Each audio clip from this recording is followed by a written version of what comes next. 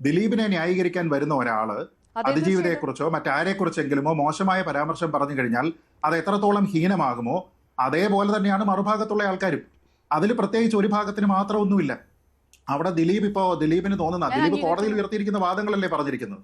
നോക്കൂ, ദിലീപിന്റെ ഭാഗം കോടതിയിൽ ഉയർത്തിയിരിക്കുന്ന വാദങ്ങളും കോൺസ്പിറസിയുമായി ബന്ധപ്പെട്ട് ദിലീപിന്റെ കോടതിയിൽ ഉണ്ടായിരുന്ന വാദങ്ങളിൽ പറഞ്ഞിരിക്കുന്ന കാര്യങ്ങളല്ലേ അദ്ദേഹം ഇന്ന് പറഞ്ഞത്. അപ്പൊ അത് അദ്ദേഹത്തിന്റെ വാദമാണ്, അദ്ദേഹത്തിന്റെ അഭിപ്രായമാണ്. അത് പറയാൻ ഹീസ് എൻടൈറ്റിൽഡ് അല്ലേ. അതിനകത്തുള്ള ശരിതെറ്റുകളൊക്കെ രണ്ടാമത്. പക്ഷെ അങ്ങനെ ഒരു ഗൂഢാലോചന തനിക്കെതിരെ ഉണ്ട് എന്ന് അദ്ദേഹത്തിന് തോന്നിയാൽ അത് അദ്ദേഹത്തിന്റെ കോടതിയിലെ വാദമായിരുന്നെങ്കിൽ അദ്ദേഹത്തിന് ഇത് പറയുന്നതിൽ ഒരു തെറ്റുണ്ടെന്ന് ഞാൻ കരുതുന്നില്ല. മറിച്ച് ഇവിടെ ആൾക്കാർ പറഞ്ഞിരുന്നതാണ് ഒരു കൊടും ക്രിമിനൽ. ഇപ്പൊ ഞാൻ പറഞ്ഞില്ലേ, ഇപ്പം വക്കീൽ ഫീസിന്റെ കാര്യത്തിൽ വരെ ഒരു സെക്കൻഡ്, വക്കീൽ ഫീസിന്റെ അല്ല ഞാനത് തീർന്നില്ല വക്കീൽ ഫീസിന്റെ കാര്യത്തിൽ പോലും രാമൻപിള്ള സാർ എത്ര രൂപയാണ് വാങ്ങുന്നത് എന്ന് സ്വന്തം പ്രൊഫഷണൽ ഫീസിന്റെ കാര്യത്തിൽ പോലും അഭിപ്രായം പറഞ്ഞിരുന്ന ശ്രീമതി ആശ എവിടെയാണ് താങ്കളുടെ ലോജിക്ക് പോയത്? ജയിലിൽ നിന്ന് പോലീസ് കൊടുക്കുന്ന പേപ്പറിൽ, പോലീസ് കൊടുക്കുന്ന പേന കൊണ്ട് ദിലീപേട്ട ഇത് സുനി എഴുതുകയാണെന്ന് പറഞ്ഞു പഴയ പ്രേം നസീർ സിനിമയിൽ ഉപ്പ ഇത് ബാപ്പൂട്ടി എഴുതുന്ന കത്ത് എന്ന് പറയുന്ന രീതിയിലത്തേക്ക് ഒരു കത്ത് ഒരു ക്രിമിനൽ എഴുതി കൊടുക്കും, അത് തനിക്കെതിരെ ഉപയോഗിക്കും, മറ്റുള്ള ആൾക്കാർക്കെതിരെ ഉപയോഗിക്കും എന്നറിയാത്ത ഒരു ക്രിമിനൽ ഈ നാട്ടിലുണ്ടോ? അങ്ങനെയുള്ള ഒരു പോലീസ് ഈ നാട്ടിലുണ്ടോ?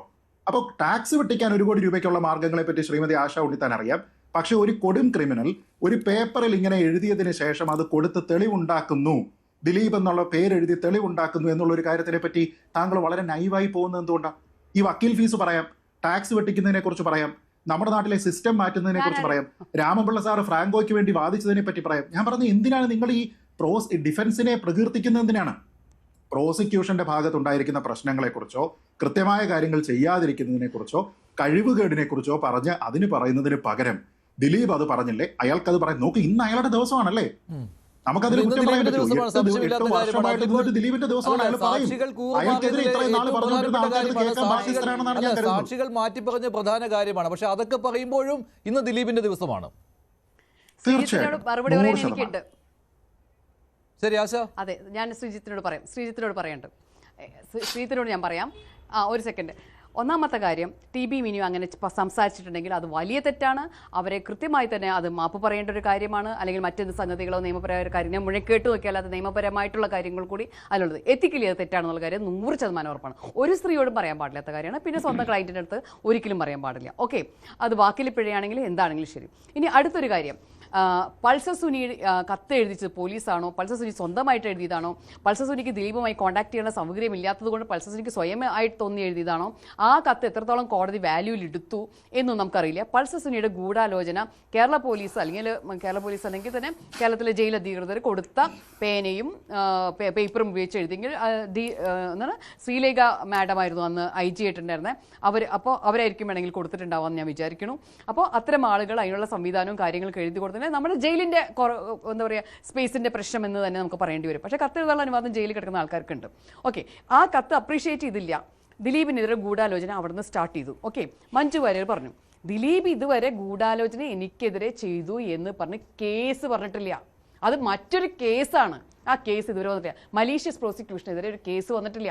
അയാൾ പറഞ്ഞിരിക്കുന്നത് ഞാൻ ഗൂഢാലോചന ചെയ്തു. മലീഷ്യസ് പ്രോസിക്യൂഷനെതിരെ ഇത് കഴിഞ്ഞിട്ടല്ലേ കേസ് കൊടുക്കാൻ പറ്റൂ ശ്രീമതി ആശ? പിന്നെ അയാൾ ആ തെളിവുകളാണ്. അല്ല, അത് തുടക്കമിടുന്നതാണോ ആശ? ദിലീപ് ഇപ്പോൾ ഈ കേസ് കഴിഞ്ഞ് മലീഷ്യസ് പ്രോസിക്യൂഷന് നമ്പി നാരായണൻ കേസ് കൊടുക്കുകയാണെങ്കിൽ ഏത് ഘട്ടത്തിൽ കൊടുക്കും? അയാളുടെ കേസ് നടക്കുന്ന സമയത്ത് കൊടുക്കുമോ, കേസ് കഴിഞ്ഞിട്ട് കൊടുക്കും? അല്ല, ഇനി കൊടുക്കാമല്ലോ ശ്രീമതി ആശ.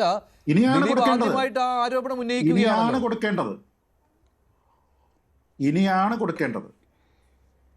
കൊടുക്കട്ടെ കേരള പോലീസിനെതിരെ, ക്രിമിനൽ സംഘമായ കേരള പോലീസിനെതിരെ കൊടുക്കട്ടെ, മഞ്ജു വാര്യർക്കെതിരെ കൊടുക്കട്ടെ, പേനയും പേപ്പറും കൊടുത്ത DGPയുടെ ജയിൽ DGPയുടെ ഉദ്യോഗസ്ഥർക്കെതിരെ കൊടുക്കട്ടെ.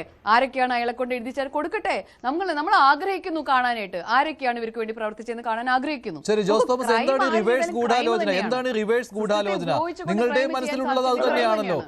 ജോസ്, എന്താണ് ഈ റിവേഴ്സ് ഗൂഢാലോചന? PT തോമസ് വന്നുകൊണ്ടാണ് ഈ കേസ് വെളിയിലേക്ക് വന്നത്. മാഡം, PT തോമസിനെ അവിടെ വിളിച്ചു വരുത്തിയത് ദിലീപിന് തന്നെ അടുത്ത സുഹൃത്തായ ആൻഡോ ജോസഫാണ്. PT ജോസഫിനെ വിളിച്ചു വരുത്തി കാര്യം പറയുന്നത്. ദിലീപിന്റെ അടുത്ത സുഹൃത്തായ ആൻഡോ ജോസഫ്. അപ്പോ PT തോമസ് അവിടെ പൊട്ടി വീണതല്ല, സിനിമാക്കാരൻ തന്നെ വിളിച്ചു വരുത്തിയതാണ്. ഇനി രണ്ടാമത്തെ കാര്യം, ഇപ്പോ പുറത്തിറങ്ങിയിട്ട് ദിലീപ് പറയുന്നു. ഞാൻ ചോദിക്കുന്നത്, ദിലീപ് ഗൂഢാലോചന നടത്തിയെന്ന് ഒരു വിഭാഗം ആൾക്കാർ പറയുമ്പോൾ ദിലീപിന് പറഞ്ഞുകൂടെ ഇത് എനിക്കെതിരെ ഉണ്ടായ ഗൂഢാലോചനയാണ്? അയാൾക്കത് മിണ്ടാൻ പാടില്ല. അയാളുടെ സ്വഭാവം കൃത്യമായ ക്രിമിനൽ സ്വഭാവം വെളിയിൽ വന്നെന്നാ പറയുന്നത്. ആശാമാട അങ്ങനെയല്ലേ പറഞ്ഞു. ഞാൻ ശരിക്കും സംശയിക്കുന്നു. ഇത് സുനിയോട് പറയാണ്, നീ ദിലീപിന്റെ പേരിൽ അങ്ങ് ചാർത്തിക്കോ, ബാക്കി കാര്യമേറ്റു എന്ന് പറഞ്ഞുകൂടെ? നമുക്ക് അങ്ങനെ വിശ്വസിച്ചുകൂടെ? ഒരു ഭാഗം മാത്രം ദിലീപാണ് ഇതിന്റെ പിന്നിൽ പ്രവർത്തിച്ചത്, ഗൂഢാലോചനക്കാരൻ ദിലീപാണ് എന്ന് പറയുന്നിടത്ത് തന്നെ മറ്റൊരാൾ ദിലീപിനെ തകർക്കാൻ വേണ്ടി ചെയ്തതാണ്. എന്തുകൊണ്ട്? ഇപ്പൊ ഞാൻ അതിജീവിതയെ കുറ്റം പറയുന്ന ആളല്ല. അതിജീവിത എന്റെ സിനിമയിൽ അഭിനയിച്ചിട്ടുള്ള ആളാണ്. എനിക്ക് അവരുടെ ആ പരിതാപകരമായ അവസ്ഥയിൽ വേദനയുണ്ട്. പക്ഷേ ഇവിടെ ദിലീപ്, പക്ഷെ താങ്കൾ വിശ്വസിക്കുന്ന ഈ 6 പേരും ആലോചിച്ച് ഉറച്ച് ചെയ്ത് കൃത്യം എന്നുള്ളതാണ് അല്ലെ? അതിനപ്പുറത്തേക്ക് താങ്കളുടെ ചിന്ത പോകുന്നുണ്ടോ ശ്രീ ജോസ് തോമസ്? കേട്ടില്ല. ഈ 6 പേരും ആലോചിച്ച് ഉറച്ച് ചെയ്ത ഒരു കൃത്യം, അതിനപ്പുറത്തേക്ക് താങ്കളുടെ ചിന്ത പോകുന്നില്ല അല്ലെ? ഒരു മാസ്റ്റർ മൈൻഡിലേക്ക് പോകുന്നില്ല? എനിക്ക് ഒരു കാരണവശാൽ അങ്ങനെയല്ല ഞാൻ പറയുന്നത്. എനിക്ക് ദിലീപിലേക്ക് പോകാൻ കഴിയില്ല. എന്നാൽ ദിലീപിനെ കൊടുക്കാൻ വേണ്ടി ഇവരെ ആരെങ്കിലും ഉപയോഗിച്ചതാണെങ്കിലും, മത്സരസുനിയെയും ബാക്കി 5 പേരെയും ദിലീപിനെ കൊടുക്കാൻ വേണ്ടി ആരെങ്കിലും ഉപയോഗിച്ചതാണെങ്കിലും, ആരെങ്കിലും അതിന്റെ പിന്നിൽ പ്രവർത്തിച്ചിട്ടുണ്ടെങ്കിലും, അതിന് കോടികൾ വാഗ്ദാനം ചെയ്തിട്ടുണ്ടെങ്കിലും നമുക്ക് അങ്ങനെ ചിന്തിച്ചുകൂടെ?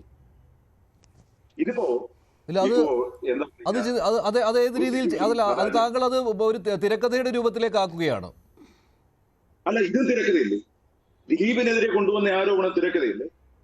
അതെന്താ തിരക്കഥയില്ലെന്ന് പറയാത്തത്? അല്ല, തെളിയിക്കാൻ പറ്റാത്തത് കൊണ്ടാണല്ലോ, അത്രയേ ഉള്ളൂ. അല്ല, തെളിയിക്കാൻ പറ്റാത്ത ആരുടെ പരാജയമാണെങ്കിലും മുഖ്യമന്ത്രി ഈ കേസ് 6 പേരെ അറസ്റ്റ് ചെയ്തപ്പോ പറഞ്ഞ എന്താണ്? ഇതിന്റെ പിന്നിൽ മറ്റാരുമില്ല, ഈ 6 ക്രിമിനൽസേ ഉള്ളെന്ന് ആദ്യം മുഖ്യമന്ത്രി പറഞ്ഞതല്ലേ? അപ്പോ ആശാ മാഡം പറയുന്നത് വെച്ച് നോക്കിയാൽ ഇവിടുത്തെ പോലീസ് കഴിവുകെട്ട പോലീസാണ്, പ്രോസിക്യൂഷൻ കഴിവുകെട്ട പ്രോസിക്യൂഷൻ ആണെന്നല്ലേ പറഞ്ഞതിന്റെ അർത്ഥം? പ്രോസിക്യൂഷന് കൃത്യമായി തെളിവുകൾ കിട്ടുന്നില്ല. അവർക്ക് എവിടുന്നാണ് തെളിവുകൾ കിട്ടുക? കാരണം ഇത് കെട്ടിച്ചമച്ച ഒരു കേസായതുകൊണ്ട് കൃത്യമായി തെളിവുകൾ ഉണ്ടായിരുന്നില്ല. അത് തന്നെയാണ് അതിന്റെ കാര്യം. അതായത് അവരുടെ പരാജയം എന്ന് ഞാൻ പറയുന്നില്ല. അവർക്ക് ശ്രീമതി ആശ ഉണ്ണിത്താൻ അതിന്റെ മറുപടി താങ്കൾക്ക് പോകണമെന്നറിയാം, അതിനുള്ള മറുപടി കൂടി. ഇത് റിവേഴ്സ് രീതിയിലാണ് ജോസ് തോമസ് പറയുന്നത്. അവർ പറഞ്ഞോട്ടെ, അവർക്ക് പറയാനുള്ള right to speech and expression എനിക്കുമുണ്ട്, അവർക്കുമുണ്ട്. അതുകൊണ്ടാണല്ലോ അഭിപ്രായ സ്വാതന്ത്ര്യങ്ങളുള്ള മനുഷ്യരും അത് യൂസ് ചെയ്യാൻ അറിയുന്ന മനുഷ്യരായതുകൊണ്ടാണല്ലോ ഞങ്ങളെ ഇവിടെ വിളിച്ചിരുത്തിയിരിക്കുന്നത്. പക്ഷെ എല്ലാത്തിനെയും ഡിഫൻസ് നടത്തിക്കൊണ്ട് എല്ലാത്തിനും ഉത്തരങ്ങൾ പറയേണ്ട ഉത്തരവാദിത്തം എനിക്കില്ല. ഒന്ന്, കേരളത്തിൻ്റെ പോലീസ് മികച്ച പോലീസാണ് എന്ന് ഞാൻ ഒരിക്കലും പറഞ്ഞിട്ടില്ല. കേരള പോലീസിൽ മികച്ച പോലീസുകാരുണ്ട് എന്ന് ഞാൻ പറഞ്ഞിട്ടുണ്ട്. കേരള പോലീസ് സിസ്റ്റം മികച്ചതെന്ന് പറഞ്ഞിട്ടില്ല. ഞാൻ ലോക പോലീസായിട്ടാണ് കൈമാറി ചെയ്യുന്നത്. എൻ്റെ കയ്യിലിരിക്കുന്ന ഫോൺ ആപ്പിൾ ആണെങ്കിൽ ലോകത്തിൽ മറ്റ് രാജ്യങ്ങൾ, വിദേശ രാജ്യങ്ങൾ ഉപയോഗിക്കുന്ന ആൾക്കാരുടെ ഫോണും ആപ്പിൾ ആണെങ്കിൽ ഞാൻ വായിക്കുന്ന പുസ്തകങ്ങൾ, അവിടുത്തെ പ്രസിദ്ധീകരിച്ച പുസ്തകം ഇവിടെ പ്രസിദ്ധീകരിച്ച പുസ്തകം അവിടെയും വായിക്കുന്നു, അവിടെ ഇറങ്ങുന്ന